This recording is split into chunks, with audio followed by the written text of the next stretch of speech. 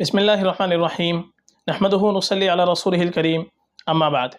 محترم ناظرین کرام، ایک صاحب ہیں شیخ افسار، ان کا سوال ہے: السلام علیکم مفتی صاحب، ازالیہ نام کیسا ہے؟ کیا یہ نام رکھ سکتے ہیں بیٹی کے لیے؟ وعلیکم السلام ورحمۃ اللہ وبرکاتہ۔ دیکھیے، جو نام آپ نے پوچھا ہے ازالیہ، یہ دراصل لفظ بنا ہوا ہے ازل سے۔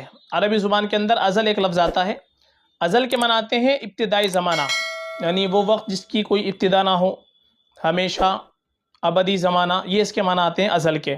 تو اسی سے لفظ بنتا ہے ازالیہ۔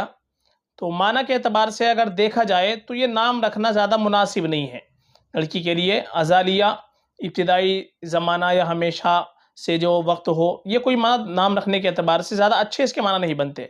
اس لیے بہتر یہ ہے، ماں باپ کے اوپر اولاد کا سب سے پہلا حق یہ ہے کہ اپنے بچوں کا نام رکھیں تو اچھا نام رکھیں، اچھے معنی والا نام ہونا چاہیے اور نسبت اچھی ہونی چاہیے۔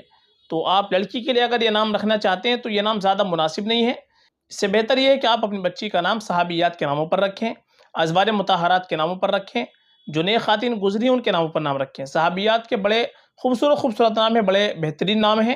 ہماری پلے لسٹ کے اندر آپ صحابیات کے ناموں کی ویڈیو دیکھیں گے، 60 صحابیات کے نام، اس میں آپ کو بڑے خوبصورت نام مل جائیں گے اور معنی بھی بڑے ان کے اچھے آتے ہیں۔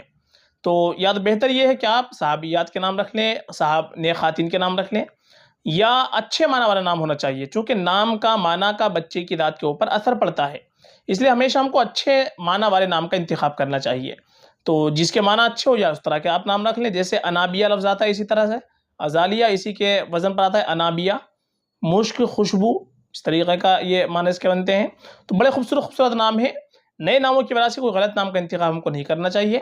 تو یہ نام رکھنا چاہے تو رکھ سکتے ہیں، لیکن معنی اتنے اچھے نہیں ہیں نام رکھنے کے لیے۔ بہتر یہی ہے کہ ہم اچھے معنی والا نام رکھ لیں فقط، واللہ اعلم۔